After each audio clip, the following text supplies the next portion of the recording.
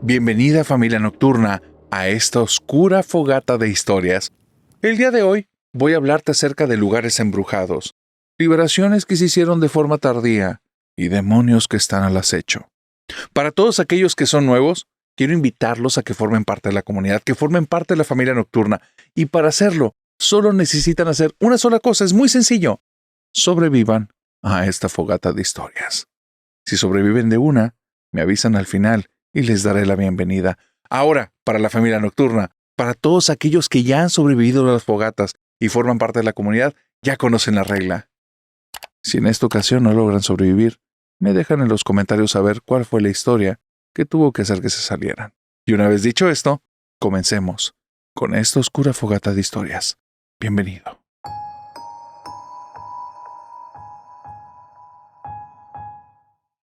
Si te dijeran que en el peor momento de tu vida, en el momento más oscuro, vas a conocer la luz de frente por medio de un ángel, ¿les creerías? Esa es la historia de Jordi, y aquí vamos a contarla. Esta historia que te voy a contar es una de las historias que me han contado más crudas y difíciles como de digerir. Tiene que ver con algo que no sucedió, y espero que nadie haya estado en esta circunstancia más que Jordi. Jordi, hace unos años, estuvo viviendo de intercambio en otro país. Estaba estudiando su maestría. Él estuvo en Alemania cerca de 4 años. Y hubo un momento, a la mitad de este periodo, en el que Jordi sintió un nivel de presión tan alto, pero tan alto, que sintió en algún momento que iba a desistir ya de todo el proyecto. Iba a dejar todo, lo iba a tirar por la borda. Era muchísima presión, todo lo que estaba llevando a nivel de maestría era muy pesado. Aunque era bueno con el idioma, no era tan bueno como para llevarlo a ese nivel.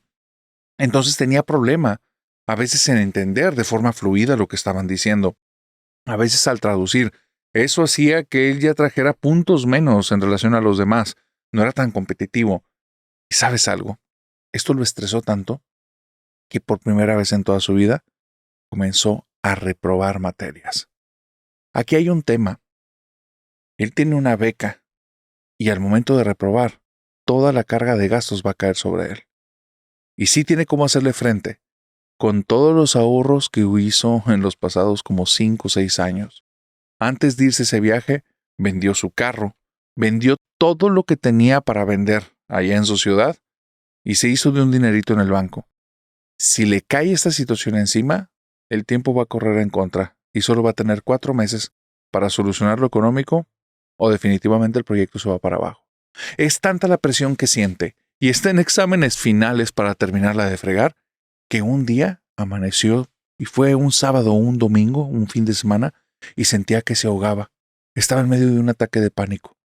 No lo podía controlar de ninguna manera. Sentía que de alguna forma o se le iba a parar el corazón o le iba a faltar el aire, como si estuviera en un lugar tan pequeñito, tan pequeñito, tan pequeñito, que inclusive respirar poquito le costaba demasiado. Por más que hacía esfuerzo en inhalar, sentía que no se le inflamaban los pulmones, no se le llenaban de aire, le faltaba el aire. Sintió tanta desesperación que no lo pensó 2 veces y salió corriendo de donde él estaba. La zona de departamentos en la que él se ubicaba estaba muy cerca de la universidad a la que él asistía, pero también estaba muy cerca de un bosque. Sintió tanta desesperación que, digamos que no tomó ni una sola precaución y se fue corriendo al bosque. Él ya acostumbraba a correr. Se iba temprano por las mañanas y trotaba 3, 4, 5, 7 kilómetros y después regresaba. Eso le servía para ir soltando parte del estrés, pero siempre tomaba muchas medidas. Avisarle a sus familiares, conocidos, amigos de la zona, decirle qué era lo que iba a hacer, a dónde iba a ir, revisar qué cosas son las que estaba llevando ahí en atuendo, revisar el clima, revisar todos los pequeños detalles que pudieran presentarle una dificultad, porque si estás allá con problemas de idioma y aparte de eso en dificultades en medio de la nada, creo que no es nada conveniente. Se fue corriendo, se metió en el bosque, comenzó a correr y correr y correr, y el corazón sentía que le latía tan rápido y tan fuerte que los oídos le empezaban a zumbar. En la cabeza le revoloteaban mil ideas. Y si todo sale mal, y si todo el tiempo que le invertí no sale, y si soy un bueno para nada, y si de aquí es el inicio de mi historia de fracaso, y si voy a ser un inútil el resto de mi vida, y si nada de lo que hice hasta ahora vale la pena porque ahorita estoy fracasando en lo más importante que he hecho hasta el día de hoy. Y mientras tiene todas estas ideas que son espantosas, le empieza a ganar el frío. No van 15, ni 20, ni 30, ni 40 minutos. Van cerca de 1 hora y 30 minutos que ha corrido sin saber a dónde va. No siguió el sendero normal. Perdió noción. Se metió, se fue de lleno. Se raspó los brazos. Se cortó parte de las piernas porque iba en shorts. ¿Y sabes qué es lo peor? Comenzó a nevar. De estos cambios de clima tan abruptos, pero ahí es parte de las vicisitudes que pasan en el día a día. No lo previno. No estaba preparado para eso. De repente el frío fue el que hizo que entrara otra vez en un raciocinio más normal y se dio cuenta que estaba en un lugar que no conocía y por más que estiraba la cabeza intentando ver entre los árboles, no reconocía nada del lugar. Empezó a abrazarse, empezó a frotarse intentando recuperar algo de calor. Intentaba como hacer el cuerpo lo más pegadito que podía para que todo el cuerpo se calentara lo más posible y empezó a caminar dando pasos firmes, intentando que esos golpes en el piso trajeran como algo de bombeo de sangre y le recuperara algo del calor. Y así estuvo cerca de 2 horas y media. Y se fue perdiendo cada vez más. Ni un solo ruido de la ciudad, ni un solo auto, ni un movimiento de personas. No había nadie ahí. 20 minutos después empezó a oscurecer, porque estaba en estas fechas en las que se oscurece bastante más temprano. La noche es bastante más larga. Y el problema es que si él pasaba la noche ahí, la posibilidad de sobrevivir era 0. Empezó a tener un miedo atroz. Se iba a morir. Su cabeza se lo empezó a decir a gritos: te vas a morir, aquí se acabó, aquí se acabó. Y empezó a pensar, empezó a recordar todas las personas que estaban allá del otro lado y nunca van a saber qué te pasó. Y nadie se va a enterar dónde está tu cuerpo. Y puras ideas horribles cruzaron por su cabeza. En medio de la desesperación empezó a llorar, pero ya ni siquiera tenía para las lágrimas, pero se sentía abatido totalmente. Y seguía caminando, pero ya la nevadita, que no era demasiada, tenía su nivel de viento que ya le costaba trabajo avanzar. Comenzó a sentir que el calor del cuerpo empezó a bajar poco a poco, se empezó a sentir mareado, empezó a sentirse de repente muy torpe en sus movimientos, y él sabía que estaba cerca del final. Y entonces, de la nada, escuchó un silbido. El silbido atrajo su atención. ¿Podía ser un animal salvaje y eso significaba adelantar todo el final? O tal vez era una persona. Así es que comenzó a gritar: ¡ayuda! ¡Ayuda! Gritar en lo que podía gritar, con las fuerzas que le quedaban. Nadie le respondió, pero como ya estaba oscuro, logró ver que en dirección a donde estaba ese silbido había un movimiento de luces. Una ligera esperanza. Comenzó a caminar para allá. Empezó a ir lo más rápido que podía, que no era rápido. Estaba muy torpe ya, estaba muy afectado por el frío. Muy probablemente no le quedaba mucho tiempo antes de la hipotermia. Y de repente, frente a él, sin sentido, se abre un claro en el que hay unas piedras alrededor, una fogata al centro, y hay un sujeto que está sentado con una manta y nada más le señala para que se siente en uno de los lugares. Jordi, cuando ve eso, quiere empezar a decir todo. Quiere empezar a decirle gracias y empezar a decirle que tiene mucho frío, que siente que se va a morir. Y no le salen ya las palabras. La boca la tiene seca. Todo se le atora en la garganta. Y este hombre solo se para y su manta se la quita, se la pone alrededor de él y lo abraza. Jordi pierde la conciencia. Tiene nada más pequeños atisbos que ocurren ahí como en pequeños momentos.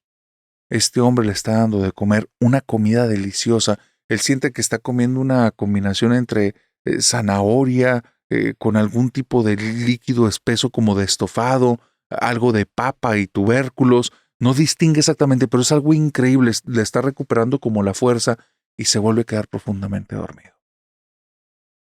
Acto seguido, abre los ojos. Es de día. No tiene ninguna manta. Está en medio de la nada. Y cuando se levanta, camina apenas 10-12 pasos cuando escucha movimiento. Sale de entre los árboles y está justo enfrente de los departamentos. ¿Quién lo llevó ahí? ¿Por qué lo llevaron ahí? ¿Cómo sabían dónde vivía y por qué lo salvaron? Es algo que Jordi al día de hoy sigue considerando un milagro. Lo único que recuerda es ese sujeto, un sujeto delgado, de cabello como con ligeras luces doradas, cabello un poco quebradizo, y que continuamente parecía como si estuviera gripado, como si estuviera olfateando continuamente el lugar. Y es por eso que te digo que antes de meterte a un bosque, tienes que tener muchos cuidados o encomendarte a tus ángeles.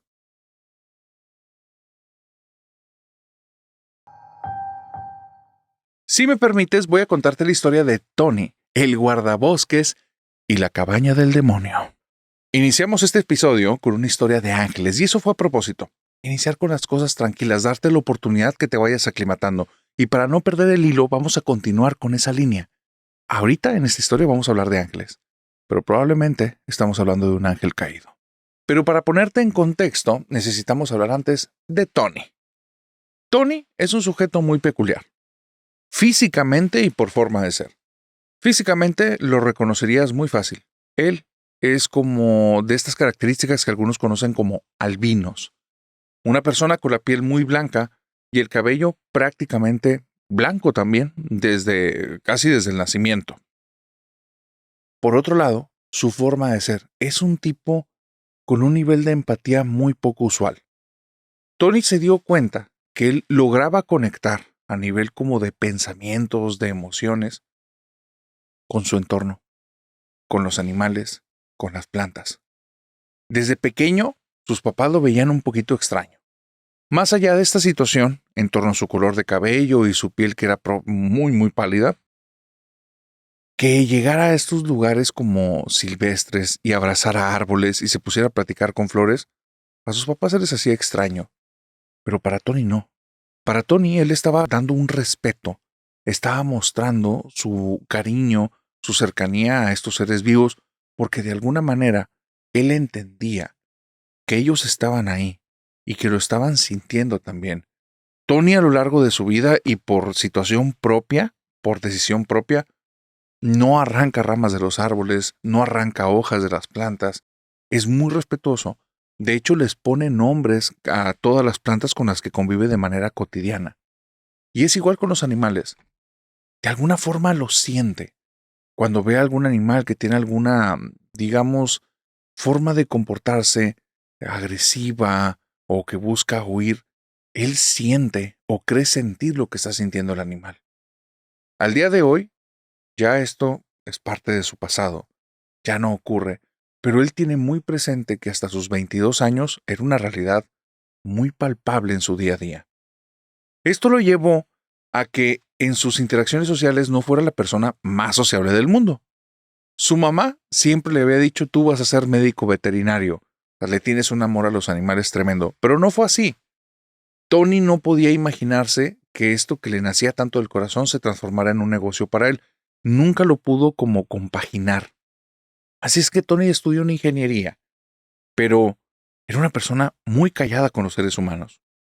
Era una persona con un mundo interno muy vasto. Él es de estas personas que te transmite mucho en el silencio, que con una mirada te dice muchas cosas. Entonces, si tú ibas al tiempo de la primaria, secundaria, preparatoria o universidad, lo ibas a ver normalmente solo. No era un tipo raro. Tenía un buen léxico, tenía muy buenas calificaciones, era sumamente inteligente, pero no era tan sociable. De alguna forma se entendía más con sus entornos que con las personas. Entonces, fue desarrollando ciertos gustos y aficiones. Él era una persona que, si no lo conocieras, nunca te imaginarías que fue auxiliar de bomberos, que fue paramédico en tiempos libres a modo como de ayudante. también fue guardabosques, y eso, todo eso no lo hacía por negocio, lo hacía por amor al arte. Sabía muchas cosas, pero todo esto era porque él de cierta forma también se estaba buscando encontrar consigo mismo, y fue descubriendo con el paso de los años que él, en medio de la naturaleza, donde no hay nadie más que él y su entorno, se sentía feliz. Eso hacía que tal vez hiciera cosas que fueran muy cuestionables para muchos. No en un sentido extraño, me vas a entender ahorita. Para muchos, ir a la naturaleza, a acampar en medio de la nada, es un suceso muy riesgoso y se tienen que tomar ciertas precauciones. Para Tony lo sentía tan natural que le gustaba hacerlo solo. No le gustaba avisarle a nadie de dónde iba ni dónde iba a estar y simplemente pasaba ahí fines de semana. En alguna ocasión, más del fin de semana, 4, 5, 6 días. Él se sentía que estaba totalmente en su hábitat. Se llevaba algunas cosas como de supervivencia, cosas mínimas. Intentaba que la naturaleza le proveyera del resto de cosas que necesitaba para alimentarse. Era una persona que cuidaba mucho el medio ambiente, nunca lastimaba nada. Es posible que si a ti te gustaba frecuentar bosques por la zona en la que Tony también iba en ese tiempo, te lo hubieras topado porque te hubieras topado a un sujeto alto, con la piel sumamente pálida, con el cabello blanco, muy corto, muy bien peinado, con una camisa de tirantes blanca, casi pulcra, inclusive estando ahí en medio de la nada, unos pantalones militares, un rifle a la espalda, una pistola metida en el pantalón y un cuchillo en la pierna derecha. Un sujeto que simplemente al verlo por su musculatura te haría temblar. ¿Sabes por qué? Porque muy probablemente te hubieras dado cuenta que en la forma en la que él camina no produce ruido. Lo tiene muy calculado. Es un sujeto que se cuida perfectamente bien en la naturaleza. Esas son las cosas cuestionables. No toma tantas precauciones a los ojos de los demás, porque él está muy alerta, él está muy atento. Se mueve sin dejar rastro, analiza las situaciones. En muchas situaciones observa a grupos de personas cuál es lo que están haciendo y su comportamiento, porque está vigilando que no corran peligro. Pero si ellos lo vieran a él, se pondrían muy nerviosos. ¿Qué hace un sujeto observándonos durante tanto tiempo? Pero de cierta forma es porque Tony se siente como guardabosques, se siente como guardián de la zona. No quiere que nadie corra ningún riesgo. Su rifle y su pistola no es para cazar. Él es muy respetuoso del entorno. Es porque cuando ve cazadores furtivos y ve que están a punto de darle algún venado o algún zorro o algún animal, él dispara al aire. Y con esos ruidos hace que todos los animales se alteren y se alejen. Los cazadores digamos que no son grandes amigos de Tony. Se han hecho de palabras, ha habido ciertas situaciones, pero Tony ahí donde lo ves, es imponente. Es un tipo que se ve que el miedo no es una de sus virtudes, cualidades ni defectos. Si notas, parte de lo que te digo tiene que ver con el pasado, cosas que él hacía. Porque al día de hoy, Tony no se atreve a poner pie en ningún bosque. Perdió toda conexión con la naturaleza. No puede conectarse prácticamente con nada y sigue viviendo aislado. Pero hoy sí, si lo vieras, parece una persona que mentalmente sí se ha deteriorado un poco. Y eso no lo digo yo, ni lo digo para juzgarlo. Son sus palabras. Me dice narrador, yo me sentía uno con el bosque, yo me sentía uno con los animales y las plantas. Y así viví toda mi vida, narrador. Era feliz. No me importaba que con las personas a veces no tuviera conversaciones. Nunca fui alguien de muchos amigos. Y en el bosque no es una cuestión como de hacer estos pequeños grupos. Es una situación de respeto, de conexión, de ser parte de todo y a la vez ser nada. Y a mí me encantaba, yo era feliz. Cuando cumplí 22 años, decidí que me iba a quedar más de una semana ahí. Era mi regalo. Y viví la peor experiencia de mi vida. Algo que me ha dejado tan traumado al día de hoy que no puedo volver a poner un pie en ese lugar. En ningún lugar en el que haya árboles, en el que pueda hacer que algo entre los árboles se esté escondiendo y yo ya no lo pueda percibir. Te voy a contar qué fue lo que me pasó. Resulta que había llevado, como en muchas otras ocasiones, mi tienda de acampar. Llevaba mi rifle, mi pistola y mi cuchillo. Iba preparado para cualquier situación. Ahora, como segundo regalo de cumpleaños, traía un cuchillo nuevo de caza. Uno cuya hoja era de color negro. Parecía como si fuera de obsidiana. Estaba hermoso ese cuchillo. Yo ese cuchillo lo utilizaba para abrir latas prácticamente, y si encontraba ramas tiradas, con esas lograba pulirlas bien, hacer pequeñas puntas si necesitaba escarbar algo, o en ocasiones con eso terminaba prendiendo alguna fogata de lo que me iba a alimentar. Sabía todas las precauciones que tenía que tener en el lugar. Nunca hacía que nada del lugar corriera riesgo. Y narrador, había algo en ese lugar, en esa semana que me quedé, que me decía que me tenía que ir y no le hice caso. Algo interno, como un instinto, como un sexto sentido, no sé ni siquiera cómo llamarlo. Al día de hoy yo ya no tengo nada de eso. No soy una persona sensible, ni mucho menos. Algo se cerró dentro de mí.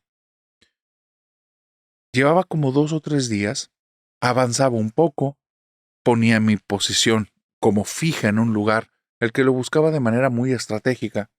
Avanzaba varios kilómetros de día, regresaba, y muy lejos del atardecer era cuando tenía ya mi posicionamiento. Tenía que revisar si había animales salvajes, porque me iba adentrando cada vez más en zonas que son zonas en las que tal vez desde hace cientos de años no tienen contacto con el ser humano. Entonces, narrador, en estas zonas y en estos lugares, sé tener mis cuidados. No es la primera vez que estoy. Pero había algo muy raro. Había un silencio, pero un silencio que es rarísimo que escuches en la naturaleza. Ni un insecto se movía, ni una hoja, ni una rama. No había un crujir de nada. Era tal el silencio que mi respiración era insoportable. Saturaba el lugar. Hacía que pareciera que estuviera como con un micrófono y una bocina y estuviera diciendo a gritos dónde estaba ubicado. Mi respiración, por más que la intentaba controlar, sonaba espantoso porque el silencio ahí era tal, era algo insoportable. Junto con el silencio, dentro de mí había unas voces. No nada sobrenatural, nada de lo tuyo, narrador. Mi conciencia, mis ideas, mis pensamientos, eran tan claros ahí, porque había tan poco ruido.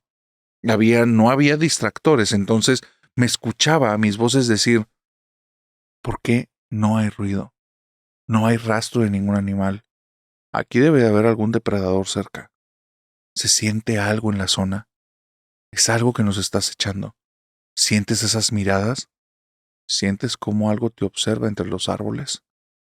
Dice el narrador, eran tantas voces en mi cabeza disparando alarmas que decidí callarlas todas.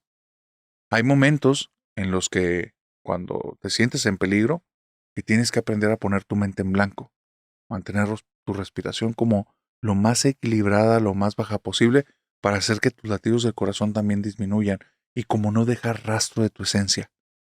Son cosas que aprendes, son cosas que son difíciles de hacer. En ese momento yo entré en ese bloqueo mental, en ese momento de absoluta lucidez, de simplemente estar y existir. Y como en modo automático comencé a avanzar. Narrador, algo me llevó, ya no sé si fue interno o externo, pero me llevó a adentrarme más y más. Dejé de medir el tiempo. Empezó a ser de noche. Tuve que quedarme sentado al lado de un árbol, lo cual es peligrosísimo en la zona que estaba, porque puede ser zona de osos o puede ser zona de animales salvajes muy, muy agresivos y 100% carnívoros. Pero no veía rastros, no había ruido. Pero también era extraño mi comportamiento. De todas maneras, yo continué en ese modo como automático. No me preparé ya con alimentos, había dejado mi tienda de acampar muchos kilómetros atrás y seguí en automático. Había algo dentro de mí que me decía a dónde ir. ¿Sabes qué era lo peor, narrador? Sentía como si me observaran de varios puntos a la vez. Yo soy bueno observando, yo soy bueno vigilando, soy muy bueno desapareciendo mi presencia y puedo pasar inadvertido, inclusive con grupos grandes de personas. Lo sé hacer, lo he practicado, soy muy bueno con eso. Narrador, aquí había algo que indudablemente me estaba observando, acechando, amenazando, y no sabía qué era. Nunca había sentido tanto de eso. Yo no sé si fue mi curiosidad o un instinto de autodestrucción pero continué avanzando. Y fue 2 días después de haberme separado de mi pequeño campamento que llegué a un lugar en el cual simplemente el hecho de verlo me dejó helado. Adentrado no sé cuántos kilómetros, pero estamos hablando de decenas de kilómetros, en medio de la nada, más allá de cualquier zona urbanizada, pero estamos hablando de lugares en los que, te repito, cientos de años, no estoy exagerando, no ha habido caminar de humanos por ahí, porque son zonas que no se requiere llegar y es peligrosísimo ir para allá. Narrador, ahí en medio de la nada hay una cabaña. ¿Cómo diantes construyeron eso ahí? Yo sé que hay árboles, narrador, pero la construcción se ve antiquísima y al mismo tiempo se ve que está en buen estado. La madera es negra y me da una sensación espeluznante. Me pongo en cuclillas. Estoy entre algunos matorrales, pegado al tronco de un árbol. Controlo perfectamente mi respiración. Hace algo de frío, así es que me cuido mucho de que no salga nada de vapor de mi boca. Y estoy observando. Y empiezo a ver detalles. De ahí viene la sensación amenazante. Viene de ese lugar. Ahí es enorme la sensación, es horrible, es algo monstruoso, monumental, es algo muchísimo más grande que la construcción. No te sé decir por qué carajo siento eso, pero es real para mí. Me cuesta trabajo mantener mis latidos bajitos. Me cuesta trabajo mantener mi respiración lo más baja y lo mínimo posible. Me cuesta trabajo no gritar. Narrador, estoy ahí, luchando por controlarme, observando detalles, cuando noto algo que era sumamente evidente, pero tantos movimientos, emociones me impedía prestar atención en detalles. Había una franja ancha de algún tipo de material blanco y que iba dando como una circunferencia en torno a la cabaña. No sé qué era, no sé qué material era, solo estaba ahí. Comencé a escuchar a detalle y ahí, por primera vez, se rompió el silencio. Pasos. Y por el tipo de caminar era una persona. Una persona estaba caminando, daba tumbos, cojeaba con un pie, crujían ramas de un lado, crujían ramas del otro, estaba prestando atención, tenía la mano puesta en la pistola. Tal vez el peligro venía de este sujeto. ¿Qué hacía aquí? Y entonces, de la parte trasera de la cabaña, veo que sale un tipo rellenito, cojeando de su pie izquierdo, vestido en traje, con unos zapatos que vienen casi deshechos.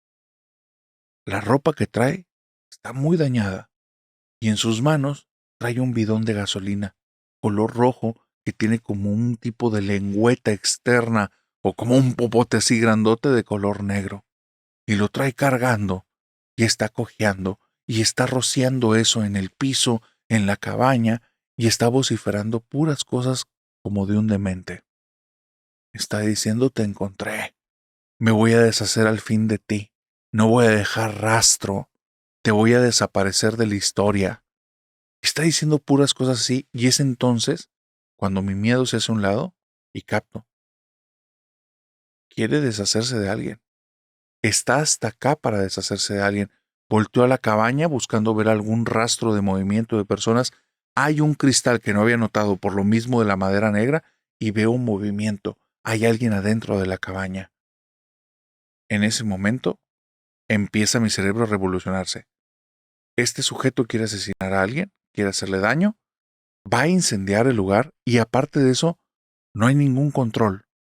Esto se puede transformar en un incendio inmenso y va a dañar todo el bosque. De aquí a que se enteren las autoridades va a pasar mucho tiempo. Estamos realmente en medio de la nada. Entonces tendrá que pasar algún vehículo, ver esta zona. Va a ser algo muy fuerte. Este tipo probablemente viene en sustancias y no viene en sus 5 sentidos. O está loco o es un criminal. Pero tengo que detenerlo. Porque si no lo detengo ahorita, tal vez el fuego me alcance y no voy a tener oportunidad de huir. Aparte de todo el daño que va a causar. Tomé mi pistola, narrador, la tomé con las 2 manos y comencé a caminar lentamente, lentamente. Me esperaba a que él me diera la espalda para avanzar un poco, y cuando él empezaba a quedar un poco de frente me ocultaba. No estaba tan cerca todavía de él. Así es que me fui lentamente, tardé casi 3 minutos. Llegó un momento en el que ya estaba muy cerca de él y esperé que me diera 100% la espalda. Él estaba un poco alejado de la casa y estaba buscando algo en sus bolsillos. Yo sabía que era algo que le permitiera generar algún tipo de fuego. Y es entonces cuando troto rápido, me quedo a escasos 2 metros y le apunto directo a la nuca. Y le digo, levanta las manos, no te muevas. El sujeto empieza a levantar las manos y se ve que está temblando. Y me dice nada más, no sabes lo que haces, no sabes lo que haces, déjame terminar. Y entonces acerco un pasito, estiro mis manos y le pongo la pistola en la nuca, se la pego y le vuelvo a decir, estoy armado, no te muevas.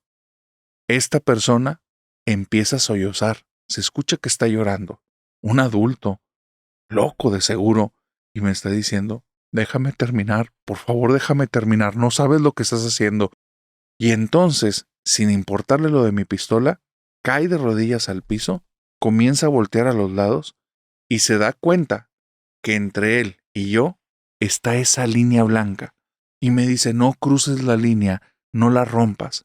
Y entonces, para que él entendiera que él no me iba a ordenar, pateé la línea blanca y me doy cuenta que es un tipo de polvo, cal, sal, pintura en polvo, leche en polvo, no sé narrador qué carajos llevaba, pero era muchísima, porque era literalmente una pequeña montaña. Cuando la pateé, se quedó como un hueco entre toda esa línea.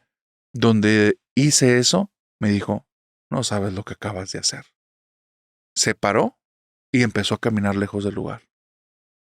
Cuando hizo eso, yo le seguí apuntando y le dije, detente, y me dice, nos condenaste a todos, no importa, no importa ya lo que hagas. Siguió caminando narrador como un loco. Yo ya no sabía qué hacer, ya no estaba intentando amenazar a encender el lugar, se estaba alejando, así es que volteo a la cabaña y grito de que hay alguien ahí, necesitas ayuda, ya se está yendo esta persona. Y veo, narrador, cómo hay un movimiento de una sombra dentro de la cabaña. Y en eso me voy acercando a la puerta y cuando estoy a punto de subir las escaleras de esta cabañita, la puerta se abre, veo al interior y está totalmente vacío. Es un solo piso, no hay paredes, no hay nada. Me asomo, está absolutamente vacío el lugar y solo por un pequeño haz de luz que viene de uno de los ventanales que prácticamente no entra nada de luz porque están pañosos, sucios, logro ver cómo hay una sombra de alguien como con un sombrero de ala ancha pegada en una esquina. Cuando veo eso, siento un terror terrible. No te sé decir por qué, pero siento un miedo tremendo. Doy un paso para atrás, fuera de la cabaña, y la puerta se me cierra en la cara. Comienzo a tocar y decir, vámonos, ya se fue esta persona, te tienes que ir antes de que regrese, ya no estás en peligro. Y noto cómo ahora esa sombra que vi al fondo de la cabaña está justo al frente, en el vidrio. Y narrador, era como ver una sombra que estaba viva. Es lo único que te puedo decir. No logré ver si estaba ancho, si tenía volumen como nosotros. Se veía como si fuera una hoja de papel pintada de negro, pero era una sombra ahí. Me quedé atónito, empecé a caminar hacia atrás, salí del lugar y empecé a regresar. Eran tantas cosas las que traía en la cabeza que simplemente, narrador, era difícil de tomar decisiones, de pensar con claridad. Regresé a ese modo automático de dejar mis pensamientos como bloqueados. Me fui caminando directo a donde creía que estaba mi campamento. Sin sentido alguno tardé un día en llegar. Me había tardado 2 en alejarme, 1 en llegar. No hacía sentido, no recorrí tanto. Cuando llegué me sentí exhausto y quedé con los ojos cerrados. Y algo que jamás hago cuando hago estas cosas es quedarme dormido sin primero revisar mi entorno, buscar signos y huellas de animales que hayan estado alrededor. Narrador, es como si algo hubiera caído encima de mí y me noqueara al instante. Estando ahí en el bosque, fuera de mi tienda de campaña, totalmente asustado, abro mis ojos, sé que estoy en un sueño porque no hace sentido, estoy dentro de esa cabaña pero es diferente. Al final de la cabaña, al fondo, tiene unas escaleras como a otro piso que realmente no existe. Y en la parte de abajo Es como un comedor de una casa convencional, pero las maderas son negras. En el costado que tengo a mi derecha, logro ver un ventanal por el que entra luz. Y por alguna situación tengo mi torso desnudo y llevo como un tipo de paño en las piernas. Estoy pegado a una pared, no me puedo mover, y hay un sujeto enfrente con un sombrero grande que trae unos dardos y me avienta uno y me clava mi mano en la pared. Siento un dolor tremendo y siento que tengo como unas púas en la cabeza alrededor de la frente. Entonces escucho que alguien baja las escaleras y me despierto. Desde ese entonces, narrador, no puedo tocar un bosque, no puedo tener contacto con la naturaleza porque algo dentro de mí se quebró para siempre. Esa cosa desde ese día en ocasiones la veo, me sigue persiguiendo. A veces, cuando entro en iglesias, algo dentro de mí grita con dolor y con coraje. Y narrador, no tengo la menor idea de qué carajos fue lo que pasó ese día, pero desde entonces mi vida se fue al diablo.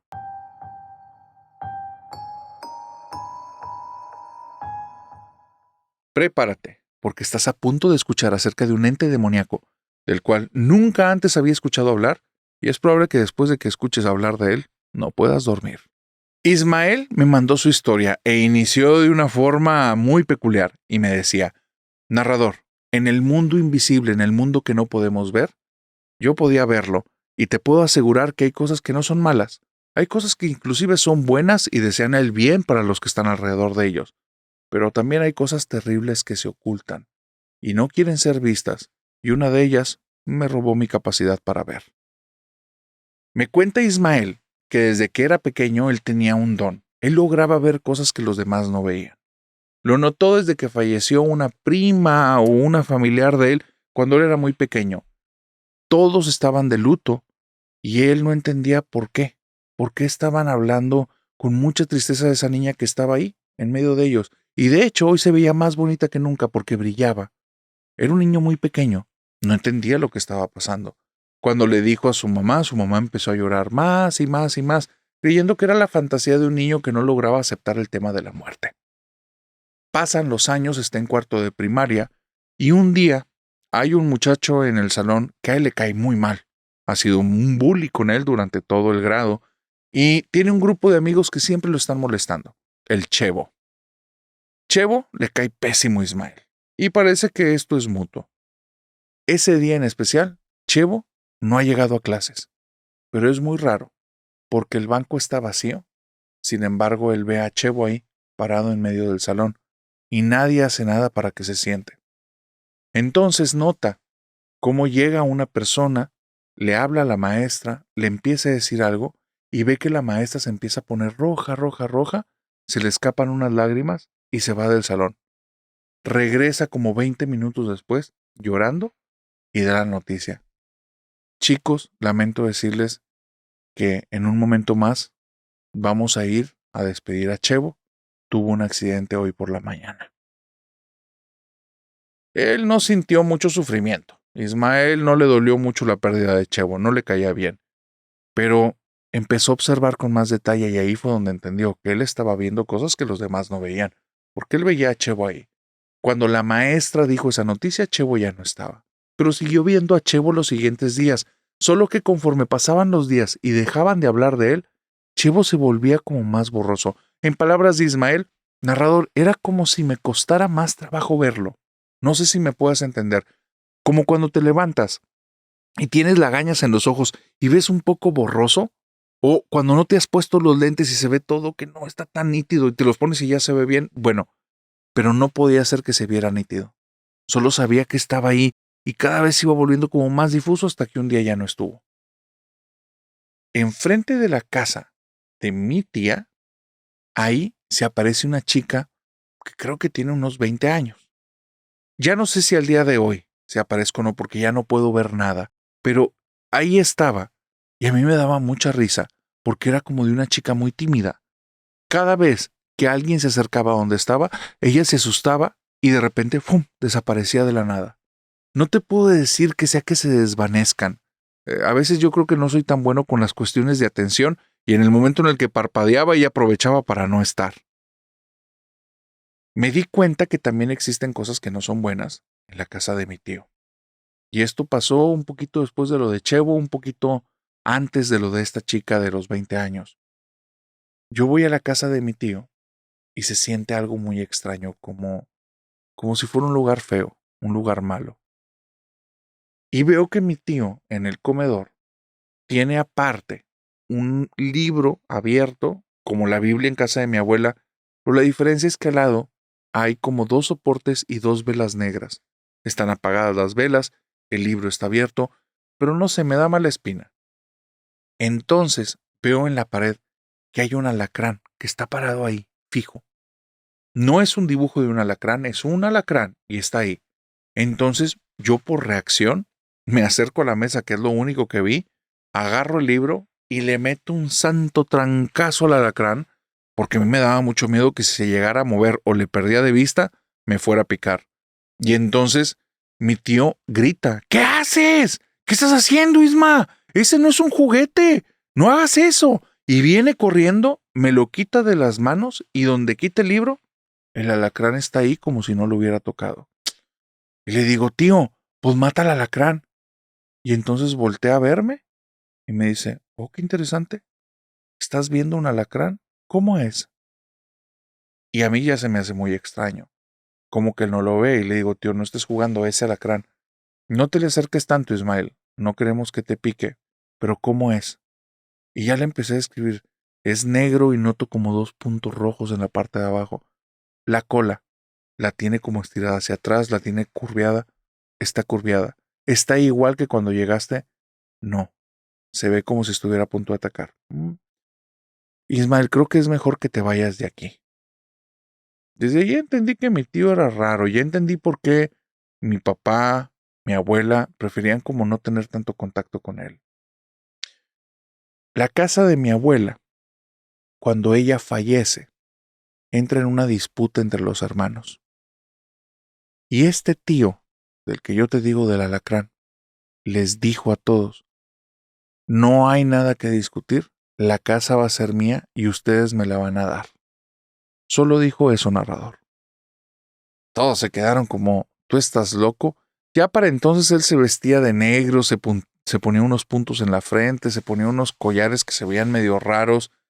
Se veía a alguien más de una película de terror como un personaje que un ser humano normal. Pero sí destilaba una presencia, un aire no agradable. Se veía como una persona hostil, aunque siempre estuviera sonriendo y te tratara como de manera amable. Había algo, como una amenaza latente. No sé cómo decirte, narrador. En ese tiempo, y fue justo por lo de la casa de mi abuela, por lo que yo perdí este don de ver las cosas. Al día de hoy yo no puedo ver nada, y después de lo que vi espero jamás volver a ver nada, nunca. Estando en casa de la abuela, comenzamos a ordenar cosas. Mi abuela había fallecido, yo estoy ayudando a mamá. Mamá no era su mamá, era mi abuela paterna, pero mi mamá tuvo mucha relación con mi abuelita. Entonces, quería como conservar algunas cosas, ver que estuvieran en buen estado y cuidadas ciertas prendas que mi abuela guardó como con mucho cariño, ciertas fotografías, como una cajita de recuerdos. Entonces fuimos ahí y yo aproveché para empezar a hacer como una limpieza general, barrer, trapear, acomodar cosas que estuvieran fuera de orden y que ya mis tíos hicieran lo que quisieran hacer. Pero para mí, la casa de mi abuela siempre fue un lugar bonito, respetable, limpio. Entonces, verlo un poquito deteriorado, con algunas telarañas, con polvo, no me agradaba. En lo que mamá hacía esas cosas, yo me iba a poner a recoger. Y estoy allí en la sala, justo enfrente de la cocina. Para la cocina hay como una barra, narrador, y hay un cuadro en medio. Y después desde ahí puedes ver la parte interior de la cocina. Yo estoy en la sala, estoy barriendo, estoy trapeando, estoy moviendo muebles, sacudiendo algunas cosas, cuando comienzo a sentir mucho frío, pero un frío tremendo, tremendo, tremendo, tremendo.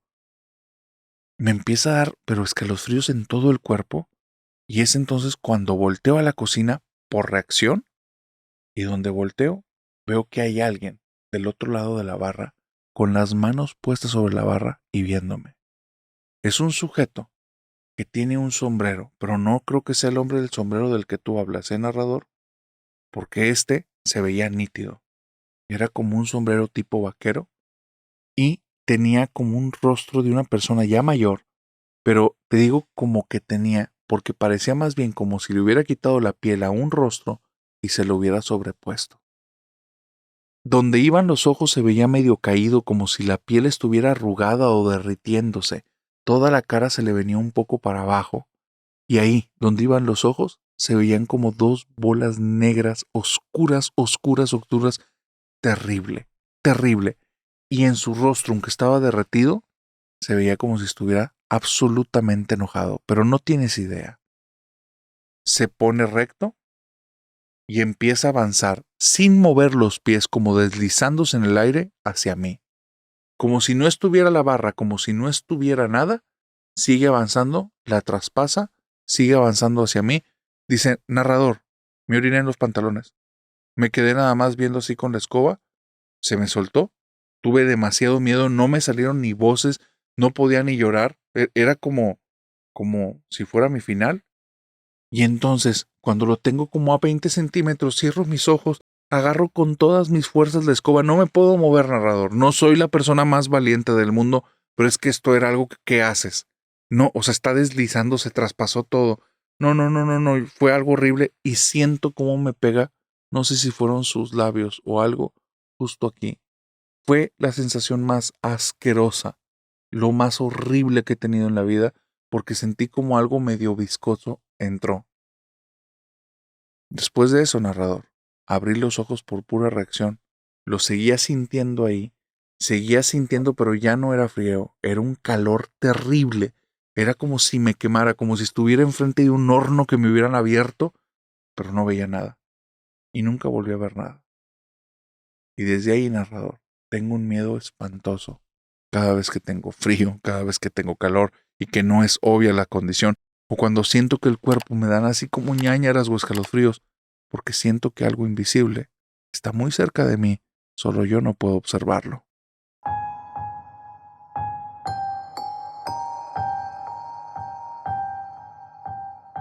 Irene es una bruja involuntaria y me comenta una situación sumamente extraña y peculiar que vivió hace años que la llevó justo a los caminos de la brujería.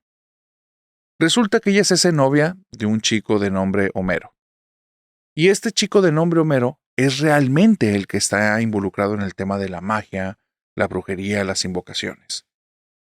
No lo veas como algo normal. Homero no era un chico normal.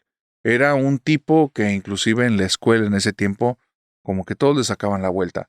Pero Irene, digamos que Irene no era la persona más social del mundo. Y se sintió como refugiada y acobijada por este chico que también era como rechazado por los demás. Irene no tenía ningún problema, solo era ligeramente insegura. Homero sí tenía ciertos detalles. Era muy agresivo. Tenía como mucho coraje, situaciones que no había resuelto de su vida, y por medio de estas temáticas se hacía sentir especial. No lo digo yo, lo dice Irene. Y me dice, narrador, fíjate que él me empezó a hablar mucho acerca de grimorios, de caminos de la magia, de sendas mágicas. Sabía nombres de magos y cosas así. Yo no entendía nada de eso. Olvídate de temas de Harry Potter, en el tiempo en el que te estoy hablando de eso, ni siquiera existía ese libro. El tema es que cuando me habla de magos, yo pienso en un David Copperfield, pienso en un Harry Houdini, y yo creía que me hablaba de ilusionistas. Y él se ofendía mucho y me decía, no, la magia de verdad. Yo no entendía. Pero al final, no me gustaba tampoco como ponerme a discutir con él, si al final quería creer en esas tonterías que las creyera y ya. Yo pensaba eso en ese entonces. Homero se mete a un grupo medio extraño en el que están haciendo rituales. Rituales mágicos, invocaciones, no sé de dónde sacan la información. Lo único que sé es que son un grupo de brujitos y brujitas que se reúnen para hacer su magia, y el que es como líder de este grupo es un tal Josué. Bueno, narrador, comienzo a ir a estas reuniones porque no quería estar en casa, pero tampoco me interesaba formar parte del grupo. Así es que yo le digo a Homero y a los demás que yo voy a ser la observadora, que yo voy a estar aparte y que si veo algún riesgo o algún detalle, pues les voy a informar. La realidad es que nada más estaba ahí matando el tiempo. Pero es ahí cuando hicieron un rito en una casa muy extraña y comprendí cosas de las que ellos estaban haciendo que ellos mismos no entendían. Ellos se ponían a hacer los rituales en cualquier lugar, casas abandonadas, cementerios, sus propias casas cuando se iban sus papás. Eran puras personas de mi edad y más o menos andábamos entre los 17 y 20 años en ese entonces, no me acuerdo exactamente. Pero el tema es que lo hacían en todos lados, hasta que fueron como con un culto mayor de personas más experimentadas y entraron en un lugar que era circular. A mí se me hizo muy extraño. El lugar se sentía pesado y macabro.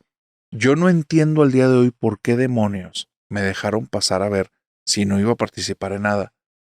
Creo yo que más bien notaron que yo tenía algo. Y te lo digo sin jactarme porque no es algo que me guste, simplemente pasó. Cuando estaban ahí haciendo sus rituales, empecé a sentir algo. No te sé decir exactamente cómo, pero te lo voy a intentar describir. Es como si todos ellos, cuando empezaron a hacer sus rituales, hubieran generado una esfera, una burbuja. Y algo, un ser, un algo fuera de la burbuja, los percibió. De repente es como si hubiera notado que estaban ahí y empezó a acercarse y se sentía como algo intentaba perforar y entrar en la burbuja, pero no lo lograba. Era como una sensación de presión externa. Y yo me daba cuenta que los tipos que los habían invitado ahí lo sabían. ¿Y sabes qué creo? Que los engañaron. Porque te voy a decir lo que pasó después. Después de esa situación, que para ellos no pasó nada, y yo, por el actuar de las personas de ese lugar, del lugar circular, yo notaba que ellos sí se daban cuenta que algo estaba pasando ahí. Se decepcionó el grupo de Homero.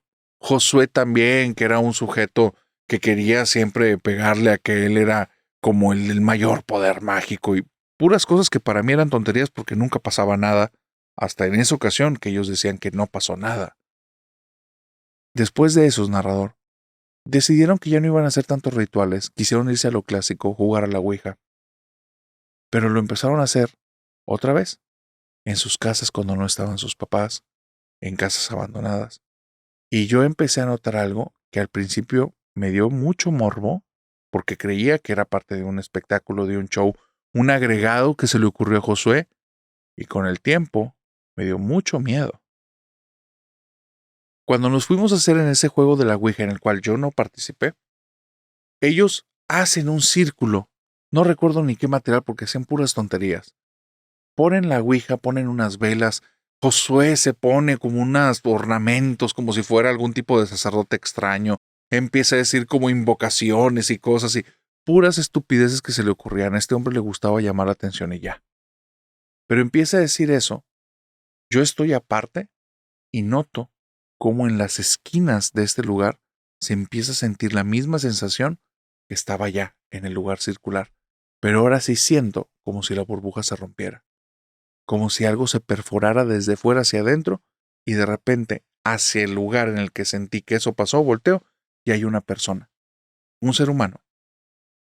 Trae un jeans, trae una camisa como si fuera de estas camisas que son hechas en pueblitos, no te sé decir de qué material es, pero que se ve como un material rugoso, que pareciera que se rompe fácilmente, pero al contrario, son durísimas. No se ve tan cómoda, pero se ve bonita, pero se ve también antigua. Y es un sujeto que tiene la cabeza agachada y nos está dando la espalda. Tiene las manos como tiradas a los lados y simplemente está ahí. Yo creo honestamente que Josué lo trajo y que espera sacarle un susto a los demás. Así es que nada más lo veo de rojo y volteo los ojos para arriba pensando como que hay otra de las estupideces de este tipo. Porque yo ya me estaba hartando, era puro perder el tiempo. Hasta que me doy cuenta que van avanzando con lo de la ouija y sigue avanzando y varias veces están volteando ese punto como si algo les llamara la atención y de repente una de las chicas de las brujitas dice, ¡ay! Se sintió algo como que venía de ahí y señala esa esquina, pero como sin darse cuenta que está parado ahí ese sujeto. Y a mí ya se me hizo extraño. Te digo algo, narrador, pasé mucho tiempo con ellos. De actores no tienen nada. Son malísimos. Todo es muy exagerado, todo es muy falso. Siempre que le quieren pegar a sus cosas más mágicas, a mí me daba vergüenza. Y ahora estaba hablando ella en serio. No veía al tipo que estaba ahí parado. Me empezó a dar miedo. Cada reunión desde ese día, yo lo veía. Pero ¿sabes qué era lo peor, narrador? Sentía que desde las otras esquinas, alguien o algo estaba intentando entrar. Y estos idiotas se ponían a practicar cosas en las cuales no entendían. Yo tampoco entendía, pero ya estaba percibiendo lo que estaban provocando. El sujeto uno, el de la esquina, porque no fue el único que entró, se iba acercando poco a poco, cada ritual, cada vez que se reunían, cada vez que Josué empezaba con alguna de sus estupideces, se acercaba un poco. Tardé mucho en darme cuenta, como 10 reuniones, porque era de muy poco en muy poco, tal vez 3 centímetros, tal vez 5 centímetros. Pero después de 10 reuniones ya estás hablando de medio metro adelante. Ya estás hablando que se nota que hay distancia entre él y la pared. Y siempre está en la misma posición. Y solo va en diagonal, hacia el centro. Narrador, cuando él está cerca de una persona, la persona que le haya tocado estar ahí, yo noto, la persona se deja de mover. Es como si entrara en trance. Los demás, como están medios idiotas, creen que simplemente está como muy concentrada, como que está intentando invocar la magia, y yo ya sé que es por influencia de esa cosa. Lo peor es que después de eso comienzan tragedias en su familia. Me ha tocado saber de accidentes, de enfermedades, y ese grupo, 2 personas fallecieron en el lapso de los siguientes 2 años. Porque después del primer año, otra de esas cosas entró. Una mujer que traía una falda blanca, una blusa también muy antigua de color azul, solo nos da la espalda, tiene la cabeza agachada, cabello largo de color negro.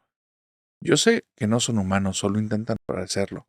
No sé qué sean esas cosas, pero sí me queda claro de por qué esos tipos aquella vez nos llevaron a un lugar circular.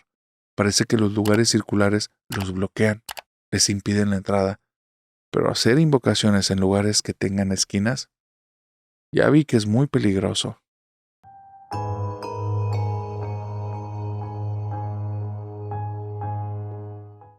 Muchos de ustedes no saben, pero comencé el canal de Hablemos de lo que no existe porque viví algo en una casa que era normal, pero parece que estaba embrujada. Desde ahí me di cuenta, para mí, y desde mi percepción, que tal vez sí existe algo más. Y parece que la protagonista de esta historia le pasó algo muy similar a lo que yo viví. Luisa está rentando su departamento y se siente muy feliz porque es independiente. Ella tiene un rito, y este rito es para todo lugar nuevo al que llega. Lo ha hecho cuando ha ido de viaje a un hotel, lo ha hecho cuando ha estado en la casa de algún amigo o amiga por primera vez. Lo hace porque siente que es honrar a los que están ahí, es dar una muestra de cariño a todas las personas que están a su alrededor, pero también es una forma de cuidarse. Ella hace un tipo de rito en el cual libera lugar de presencias malignas, de emociones que se hayan quedado ahí en ese lugar, emociones negativas, así las llama ella, y también lo libera de como de fuerzas externas que puedan dañar a las personas. Limpia el lugar. No se lo enseñaron, es algo que le nació del corazón y con el paso del tiempo, digamos que se fue perfeccionando. De llegar nada más al lugar y pedir que se tomen las manos y hacer como una oración, fue esto como agregándole elementos, porque en algún momento fueron piedras que al prenderlas empezaban a generar cierto humo aromático. Después también el uso de ciertas hierbas, también el uso de ciertos tés que tenían que tomarse antes del rito. Después de eso agregaba el ayuno, un baño de agua fría o después ir con todas esas personas en menos de 48 horas a un río y dejar que toda esa vibra se la llevara el río. En fin, tenía como diferentes versiones y muchos elementos. Ahora, en su primer departamento, se iba a dar una fiesta increíble. Ahora iba a ser el rito de liberación, el rito de limpieza más grande. Había buscado en internet todo lo que tuviera que ver con liberación, con quitar como malas vibras, malos espíritus, malos pensamientos, malas intenciones, todo. Hizo una amalgama. No, no, no, no, no, no, no, no, no. Te quedarías impactado. Eran como 2 páginas de una oración que iba toda renglón seguido que tenía que decirle en voz alta y traía escritos ahí pequeñas rúbricas, pequeños como comas en color rojo, donde daban instrucciones de lo que tenía que hacer. Y empezaba a decir cosas que no voy a repetir aquí exactamente, pero parafraseando como: yo, en nombre de mi poder interno, te libero y hago que te vayas de aquí. Si en algún momento te alojaste en este lugar, te digo que ya no es tu hogar porque ahora vengo a este lugar y este lugar es mío. No te pertenece, este lugar me pertenece a mí. Y empezaba con estas cosas a decir que este era su lugar, que ella era la nueva dueña, que dejaba libre a toda criatura que estuviera ahí, que dejaba libre a toda energía que estuviera ahí, que se permitía borrar las malas energías y junto con eso prendía piedras por aquí, prendía palitos de incienso por allá, tomaba cierto té y utilizaba ciertos mantras. No, una parafernalia, honestamente, y ella me lo dice: narrador, nunca supe cómo incluir un penacho, pero si hubiera podido, hubiera agregado un penacho a mi ritual. A ella le gusta. Es una parte parafernálica, es una forma de desahogo, es una forma de bienvenida. Por eso jamás hubiera pensado ella que eso hubiera hecho que un demonio se enojara con ella. Algo vivía en ese departamento y ella no lo sabía. Y hacer todo eso fue como llegar a la casa de alguien y empezarle a poner todo en desorden, hacerle un montón de ruido, tumbarle las cosas y escupirle en la cara. Porque el antiguo dueño del lugar se enfureció al instante. Ella comenzó de arriba para abajo, pensando en una lógica bien simple. ¿Has limpiado ventanas? ¿Has limpiado estantes? Si empiezas de abajo para arriba, todo el tiempo vas a estar ensuciando los niveles inferiores. Pero si empiezas de arriba para abajo, vas tirando la mugre en cierto orden, lo que te permite que la limpieza sea progresiva. Ella comenzó en el segundo piso.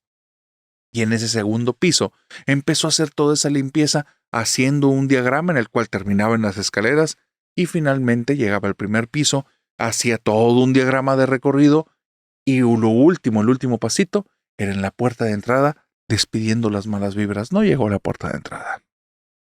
Cuando bajó las escaleras del segundo piso, ella tiene un gatito que para ella es como un detector espiritual, pero a la vez es como un juego para Luisa, porque para Luisa realmente estas cosas son más una cuestión como psicológica, en la cual todo el ritual te sirve para hacer que se enfoque tu mente. No cree tanto en los espíritus, aunque lo diga verbalmente, es como intentar hablar en muchos idiomas para el cerebro de todos los de ahí, para que todos entiendan el mensaje, pero no cree tanto en esas vibras ni en esos espíritus. Cree más en la acción del rito, del símbolo, de los movimientos, de la energía, pero corporal y mental. Y entonces, su gatito se erizó. Nunca había hecho eso. Y empieza a hacer un maullido muy profundo. Y empieza a voltear como detrás del hombro de ella. Para esto, Luisa trae su celular en la bolsa, lo saca, le tiembla la mano porque el gatito se ve muy mal y ella siente algo raro detrás. Siente que algo se paró detrás de ella. Toma el celular, pone el botón para poner la cámara en selfie y cuando le hace así, ve rápidamente una sombra enorme que está cubriendo toda la parte de atrás, moviéndose a la derecha y empieza a escuchar pies marcando el camino que van caminando hacia uno de los cuartos y se escucha donde cierra uno de portazo. Luisa se queda impactadísima. Nunca hubiera creído que un ritual funcionara tan bien y tan mal a la vez. A partir de ahí, esa casa es una pesadilla. ¿Qué hicieron antes? ¿Cómo trajeron esa cosa? ¿Quién sabe? Pero Luisa es muy inteligente. Luisa hace todo esto porque dándote la imagen de chamán, le permite que se abran muchas puertas. Le permite que las personas le tengan mucha confianza porque se ve una persona inofensiva. Pero lo que sabe cada quien, ella lo admite y me dice, siempre he sido media manipuladora, narrador.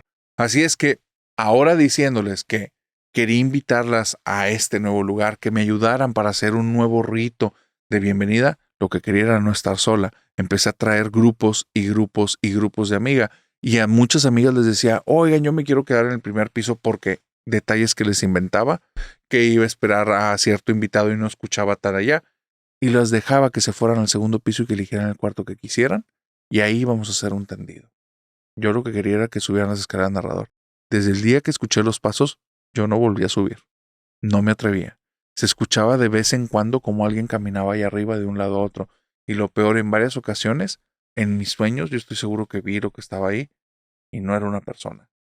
O sea, era algo que tenía como la piel muy demacrada, como si estuviera toda de papiro, llena como de microarrugas dentro de las microarrugas dentro de las microarrugas, pero su forma era como de triangulada, demasiado marcado el triángulo, una quijada como si fuera así puntiaguda, la parte de arriba un poco más grande, y sus ojos eran de un rojo, pero un rojo sangre penetrante espantoso.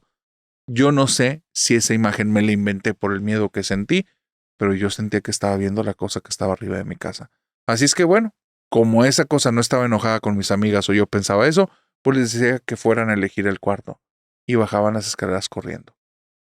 Me decían de que hay algo ahí arriba, escuché algo, se sintió algo feo, algo me tocó, algo me estiró y la peor de todas, una amiga que se bajó y traía marcada una mano así en el brazo.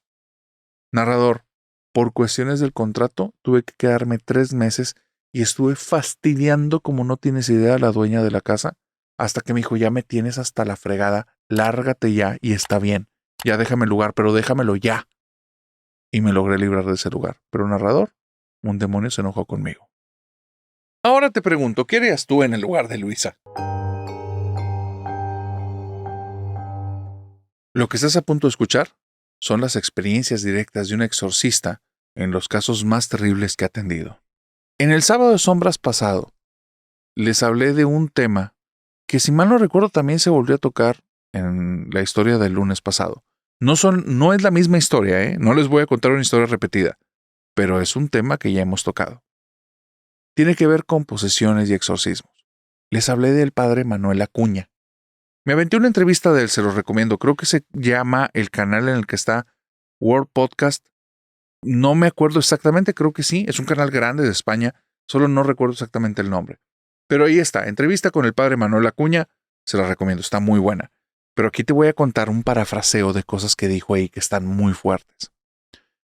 Resulta que el padre Manuel Acuña es un obispo, pero no es un obispo católico. Él es un obispo de la iglesia luterana.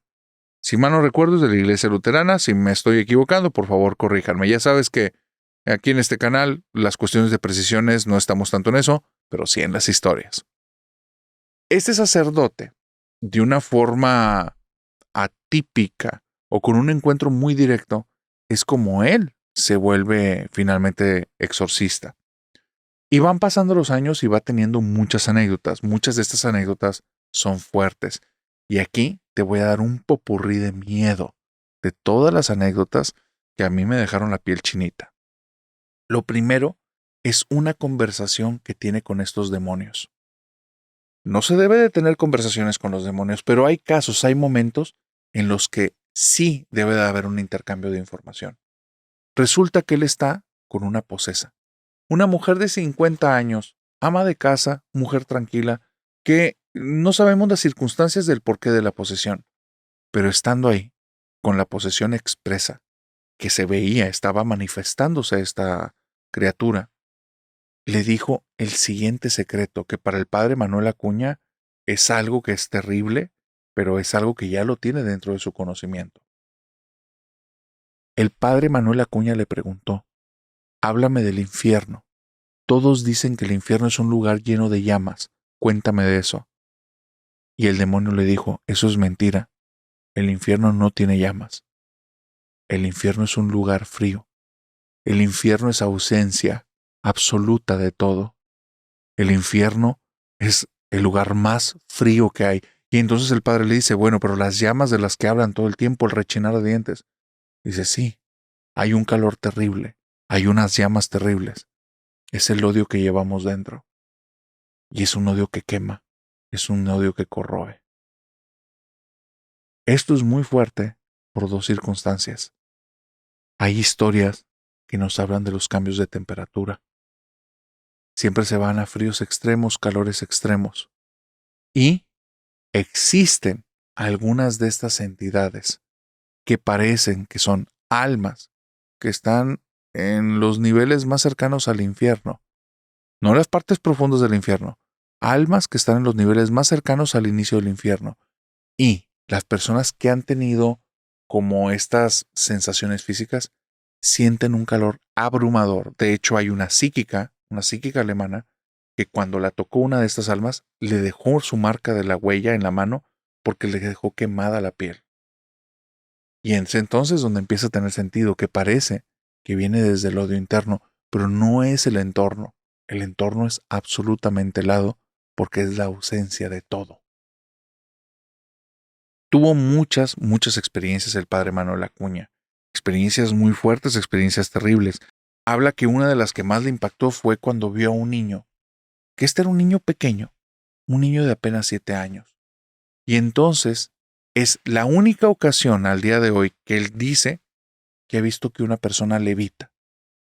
Dice que este niño, de repente, comienza a hablar con una voz que no le pertenece a la voz de un hombre mucho mayor que él, muy probablemente alguien ya anciano. Y entonces dice con una voz rasposa, «Tengo sed». Y cuando dice eso, el niño se separa del piso y después empieza a ponerse en una posición horizontal hasta quedar desprendido del piso más de 15 centímetros, flotando ahí, dice, como si fuera una hoja que el viento estuviera moviendo. Esa escena me dejó muy impactado mentalmente. También habla que el demonio otorga ciertos dones, pero son dones que están podridos. Son como los antidones. Habla acerca de la mediumnidad diabólica. Dice, mientras existen personas que tienen cierto poder o habilidad, tal vez dado por Dios, tal vez una situación de sangre o algo, que logran ver algo más allá en la persona, cuando es un medium diabólico te das cuenta, porque lo que genera es destrucción ante cada una de las cosas que revela. Y habla acerca de una persona que llegó con él y le dice, «Padre, me siento muy mal, me siento terriblemente mal, como si me hubieran roto por dentro». Y le dice el padre, «¿Qué pasó?». Es que fuimos con una medium y la medium se me quedó viendo con rostro burlón, sacó una flor, una rosa, y empezó a arrancar un pétalo y me empezó a decir cosas de mí, cosas que me avergüenzan, cosas que nadie sabe, cosas que están ocultas o inclusive para toda mi familia, pensamientos, ideas que tengo, cosas que he hecho». Dice, y cada pétalo que le fue quitando era cada vez peor. Me siento que me quitaron algo. Dice el padre, ella es una persona posesa. Nada más que tal vez no lo sabe ella, pero ese don viene de un demonio. Los demonios hacen que todos los dones te alejen de la paz. Y habla acerca de una situación que él vivió en carne propia. Su papá había fallecido lamentablemente. Y entonces supongo que eso pudo haber ocurrido tiempo atrás o por las circunstancias que él estaba viviendo en relación a su ministerio. No pudo tener contacto, pero se dio a la tarea de ir a buscar la tumba de su padre porque no sabía exactamente en dónde estaba. Y fue a un cementerio, no sé si municipal o de la región. Y entonces va a hacer esta búsqueda, pero esto lo hace en silencio. No se lo cuenta a nadie, ni siquiera a sus mismos compañeros de ministerio. Nadie sabe. El padre va y se toma un par de días, está haciendo esta búsqueda. Finalmente no sabe si dio o no dio con la tumba de su padre. Y trae estas cuestiones en mente cuando llegando a su iglesia, de un carro se baja un señor y le dice, «Padre, le traigo aquí a mi esposa, está poseída». Dice, «Nada más necesito que sepa algo. Mi esposa es criminóloga, yo soy psicólogo, yo no creo en esto, pero lo estoy haciendo por ella. Ya van varias personas que nos dijeron que tiene que venir aquí». Dice, «Yo ya no sé qué hacer». Dice, «Pero de nuevo, padre, quiero ser honesto con usted, yo no creo en esto». Le dice, «Muy bien, hijo, no te preocupes, gracias por ser honesto, gracias por ser sincero, vamos adentro». Lo invita a pasar a la iglesia, va con la señora está bien, se ve la señora un poquito como cansada, como si estuviera sin energías. Y entonces este hombre la abraza, el esposo de esta mujer, van caminando hacia la iglesia, los hace pasar por la puerta principal y después les indica un pasillo en donde tiene el cuarto donde realiza desde las entrevistas hasta los exorcismos. Cuando van a caminar a ese pasillo. Al final del pasillo hay el umbral de una puerta. Él camina, pasa el umbral de la puerta, abre obviamente la puerta y les da el paso a la habitación en la que van a estar.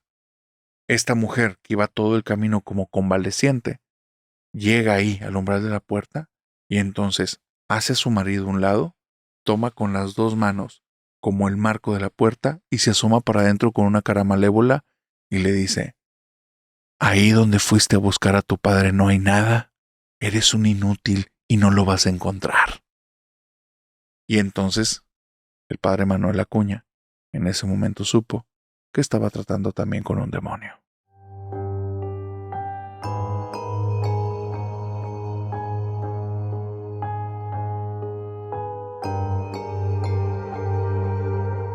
Y con este popurrí malévolo, nos despedimos y hemos llegado al final de esta fogata de historias. Así es que, querida familia nocturna, por favor, todos aquellos que son nuevos y lograron llegar al final aquí de una, o sea, a la primera, por favor, pónganme aquí en los comentarios: llegué de una, narrador, para darles a todos ustedes la bienvenida a la familia nocturna. Ahora, todos aquellos nuevos y que ya forman parte de la familia y no pudieron llegar al final, déjenlo en los comentarios cuál fue la historia y por qué que tuvieron que hacer que se salieran de la fogata. Finalmente, querida familia nocturna, ustedes, aquellos que sí lograron llegar al final, díganme cuál fue su historia favorita y por qué. Una vez dicho esto, les comento algo. Familia nocturna, que está aquí en YouTube, este año queremos llegar al 1,000,000 de suscriptores. Así es que, por favor, apoya este proyecto si te gustan las historias de terror y nada más revisa aquí abajo. Revisa el botón de suscríbete y revisa el botón de la campanita. Presiona esos dos para que estés suscrito en el canal y para que te lleguen las notificaciones. Y este año haremos la celebración del 1,000,000 de suscriptores gracias a ese apoyo tuyo. Una vez dicho esto, te deseo bonita semana. Nos vemos en la siguiente fogata de historias. Pero antes, ya sabes, ahí nos vemos en el sábado de sombras. Ahora sí, te deseo bonita noche y que tengas dulces pesadillas. Bye bye.